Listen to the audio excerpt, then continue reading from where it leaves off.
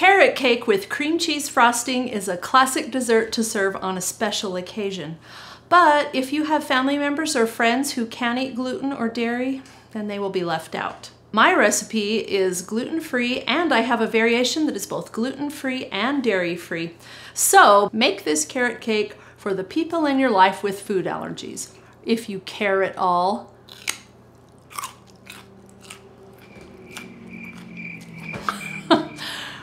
Okay.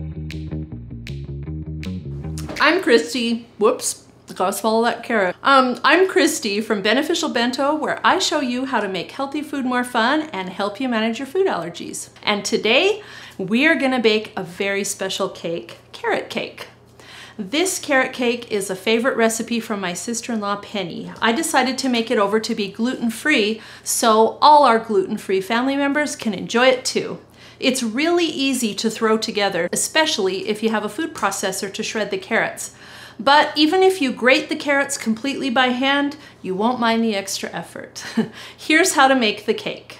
For this recipe, you will need fresh shredded carrots. Don't buy a bag of shredded carrots from the store. They will be way too dry. It doesn't take long to shred them by hand, or you can use a food processor. Set these aside. Next, sift the flour, baking soda, cinnamon, salt, and xanthan gum into a bowl, or just stir with a whisk until thoroughly blended. In the mixer, blend together the sugar, eggs, and yogurt. Don't worry, the full recipe, including the dairy-free version, is on my website. I'll put a link to it in the description. Now add the shredded carrots and the flour mixture. Blend on medium speed for 1 to 2 minutes to help the gluten-free flours absorb the liquid ingredients. Don't skip this step, it's really important. Now cover and let the cake batter chill in the fridge for 30 minutes to an hour.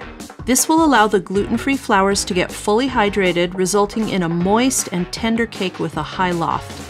When you're ready, preheat the oven to 350 degrees Fahrenheit and spray a 9 by 13 inch baking dish with cooking spray. Pour in the batter and smooth the top to make it even. Bake for 35 minutes or until the top springs back when lightly touched and a toothpick inserted in the center of the cake comes out clean. Let this cool thoroughly and frost with cream cheese frosting. The recipe for this frosting and the dairy-free frosting is on my website. Check the link for that. You can make some really cute carrot decorations using a real carrot slice and a tiny sprig of parsley. Cut the thinnest slice of carrot that you can from the long side of a peeled carrot, and then cut that into small carrot-shaped triangles. Add to the frosted cake or cupcake, and add a little tiny sprig of fresh parsley to make it look like a real carrot, because it is a real carrot. If you like cupcakes, this recipe can get you around 2 dozen cupcakes, depending on the size of your cupcake pan and the liners, or 1 square cake and a dozen cupcakes. If you have any questions at all, check out the recipe post on my website. There's lots more info there. Look for the link to that in the description. And that's it for this recipe. So what did we learn this time? First, if you want to show someone that you care at all, bake this amazing cake. Second, chilling the cake batter in the fridge is the key to a moist gluten-free cake, so don't skip it. And finally, you can get the recipe for my all-in-one flour blend used in this recipe in my free ebook, Gluten-Free Baking for Beginners.